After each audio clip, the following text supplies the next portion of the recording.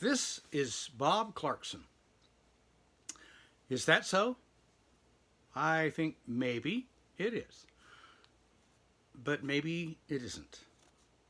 I want to consider today two significant words that don't seem to belong together, but they're put together today, and we're going to process them in a way that hopefully you'll see how they should be together. The two words are this, and one I'm going to consider an adjective to the other. Magnificent adversity. Now, magnificent can just mean huge. It can mean large. It can mean grandiose. Magnificent can be, it's special, it's amazing, it's mesmerizing, it's captivating. Magnificent can be a whole lot of things, and it's usually considered a good thing. It's a good descriptive word. It's a word you use to describe something in a positive, very positive way. But then we have the word adversity hanging out with it. And my friend who asked me the question, how can adversity be magnificent? And that's hence the title of this segment, Magnificent Adversity. Now, we are told, and some of us actually believe, that variety is the spice of life. And yet, when an adversity strikes me, I run off the road and have an accident with the car, and it's going to cost me a lot of insurance money and a lot of mess in my life that I don't have time for. That's an adversity. It's adverse to me. Adversity, adverse to me. But, so I asked God to fix the car. Well, he's not going to fix the car. The guy at the body shop is going to fix the car. Well, God help me find the right body shop. Well, they mostly all do a pretty good, decent amount of work for a decent price. But the adversity is something that got in my way. But adversity in that case is part of what we call variety. Well, is variety the spice of life only when it's a good tasting spice? Or is variety the spice of life even if it's sour or bitter? Well, think about it. Some people love bitter things. Some people love lemon. Some people put lemon in their tea even. I mean, you make the thing sweet and you turn around and sour it. What is wrong with you? Okay, now we have an Arnold Palmer. Don't know what to do with that. But what the deal is variety is the spice of life, and the spices can be equally satisfying whether they're good ones or bad ones. So adversity is anything that works against my plans. Adverse to me. So that being the case, how can adversity be magnificent when it's getting in my way? Move on. Move on. Well, let's consider the alternative. How many of you out there, raise your hand, like the mundane, meaningless, trivial things you got to do every day, the mundane and the routine stuff? How many of you just get up looking forward to doing the laundry, washing the dishes, wiping the tables, dusting the shelves, mopping the floor, whatever? How many of you just get up just so excited you can hardly contain yourself, looking forward to that drivel again? I don't know very many people who do, but those who do, I would think, maybe need to be housed in a special place. But I'm going to let that go because I'm not going to incarcerate anybody in an institution they don't want to go to. But mundane, routine things don't do really much to promote anything that we would consider valuable. Now, we were talking this morning in the men's meeting about these things, and Isaiah 61 talks about binding up the brokenhearted and freeing the slaves. And another passage somewhere else was talking about freeing the downtrodden. Well, okay, so there's a lot of freedom needed. There's a lot of fixing needed. A lot of patching up that's needed. But what is the broken heart about? What breaks your heart? Maybe your spouse died or your most significant other. Maybe someone in your family just had a stroke or a heart attack and everybody's rushing to the hospital and scared spitless about what the doctors are going to say is happening next. What is the brokenheartedness about? What is the slavery that we need to be set free from? What does it mean to be downtrodden? Well, downtrodden is just, I feel bad about myself and everything that's going on. Slaves, well, we're slaves to that mundane routine stuff. It's just got to be done. We don't have an option not to periodically mop the floor or wash the dishes, or we won't have. There are some people that stack up dishes, buy more dishes, stack up dishes, don't wash dishes for a long time, and then they've got 35 loads in the dishwasher and a whole lot of wasted money buying dishes so they wouldn't have to wash them too soon. I can't afford that, but there are some people who've done that. So, also, John chapter 8, verse 32 talks about knowing the truth and the truth setting you free. Okay, if I'm a slave and I'm in bondage to this mundane routine stuff, what breaks the routine better than the chain cutter, the bolt cutter of adversity? Now, so can a magnificent trip to Disney World, or so can a magnificent trip to a favorite place at the beach or up in the mountains. Okay, magnificent, routine-breaking, fun stuff, but even the adversities can be pleasant if we frame them properly. My friend Sean in Florida, who's on the other end of this camera thing, was just making a comment about how I talk about Job and Joseph, and they were two very magnificent examples of how God would like us to respond to adversity instead of reacting negatively as most of us do. Just take it away. Just take it away. We go to the prayer meeting. Take it away. Take it away. Fix it. Fill it up. Give me more. And it's all kind of a vicious circle that's centered around, guess who? Bob. No, not Bob Clarkson. I'm talking about yourself. The whole world revolves around you and your perspective on everything that happens. Something that you would consider an adversity because it's against your plan, I might consider a tremendous blessing. People have prayed for me, and I used to pray for myself. God, give me travel mercies. Well, I don't do that anymore because He doesn't want me to have travel mercies. He wants me to have travel experiences. He wants me to have travel opportunities. Well, so my adversities come along and they thwart my plan. I remember in the day in computer science world when I was managing and creating technology firms, I was intent on perfection. Whatever came out of our offices was going to be considered the best of the best. And by and large, we had that reputation on the entire Eastern Seaboard. If we were doing it, they knew it was going to be professional and perfect, or near perfect. So the bottom line is, when something would get in the way and thwart my plan, I was one of those with a temper, and it would pop off, and man, whoa. Everybody's hiding under their desks and running back to their office spaces and all this kind of stuff while I'm in the file room just steaming about some dumb thing that happened. I wasn't blaming anybody for it. It just was a nuisance, and it was getting in the way of my need to provide perfect solutions to my client base. Okay? Well, one day I had a little altercation with my father-in-law. He was really coming after me for screaming, and I said, do you like working here?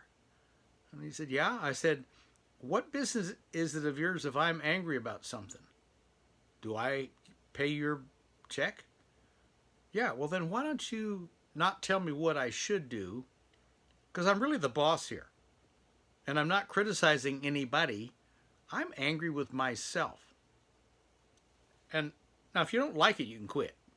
And so can everybody else in the building. But nobody wanted to quit because they did like the fact that most of the time I was in good spirits, and all of the time I was demanding that we do perfect work and we check each other's work. And before we give it to the client and calling it finished product, we make sure it's finished. Well, okay, so all of those adversities that I was fussing about, a lot of things I thought, man, this is bad. And in nearly every case, after a time, God showed me how he turned that, what I thought was a mistake, into gold. I mean, real financial gain. And it's like, okay, I was so quick to have ruffled feathers over changes in the routine. There you go again, mundane routine. We don't want the mundane routine, but in a sense, way down deep, we don't want things to change and move around and distress us because we're having to reorient ourselves to the things that have moved. And yet, progress can't help or can't happen. Yeah, it won't happen and can't help if we are not willing to go through the change and the adversities of change that come with every change. Well, for every action, there's an opposite and equal reaction, according to some of the philosophers of the previous eras, and it's true today. Well, if we didn't have tremendous force coming out of those rocket engines at the space launch sites, then nothing would go up to orbit. And just think about it. We have worldwide television news instant everywhere because of all those satellites. We can actually predict weather in a reasonable way because we can see the clouds and the movement of the winds by the cloud movements from the satellite perches and their cameras. There are a lot of things that we can do, even this podcast, this whole internet thing, and being able to see each other, video phone technology that AT&T promised decades ago, and they weren't the ones that ever came through with it. Doesn't matter.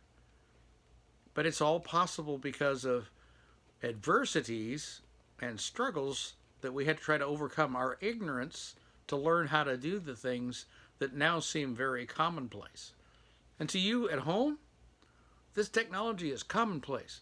To me, being one of the engineers that helped build this from decades ago, beginning this process, man, there was a lot of adversity, a lot of failed experiments, a lot of theories that just couldn't prove out, but a lot of laboratory work, just a whole lot of effort poured into how do we overcome the obstacle, which is the adversity in this particular technology thread that we're trying to do this thing. Facebook, Twitter. I mean, it's everywhere. Instagram. We can do so many things that we couldn't do before. Now, some are pretty dangerous, and we use them foolishly, and we are not concerned about security. Well, I'm a security bigot because that's my job, to protect my customers and their businesses from invasions that could cost them money or cost their business. So some of those technologies, although they're really, really cool, are not wise to be used in a business setting and restricted in all of the clientele offices that we serve, because we're not going to be responsible for you playing with razor blades when you're not old enough to deal with them. But we'll tell you don't play with them in the business environment because it could actually cost you a lot of blood, a lot of money. So we get down to this mundane or routine or adversity and a magnificent piece of that. Well, let's bring it down to one further playing field. Let's move to another playing field. And this is one I call attraction. The main attraction. Now, it could be in a stadium. It could be in a coliseum. It could be in a magnificent outdoor venue, whatever. Well, what's the attraction? It could be a musical concert. Just saw Rod Stewart in Charlotte recently. Excellent program. So, what's the attraction? And is the attraction a distraction? Well, there we get back to magnificent adversity, attraction being a distraction. Well, how many of you, really are intentional about wanting to be people of character, people who are respected and admired, followed? How many of you want people to be attracted to your personality? Well, most of us don't want to be a distraction or someone that nobody wants to hang around with or be with or uh, tell jokes to or even sit at the same table. But everything that goes on in your life and mine is either an attraction or a distraction from our intentional or our statements of being intentional about being people of good character. One of the biggest distractions is the mundane routine. And sometimes an adversity is a distraction because it stops us in our tracks.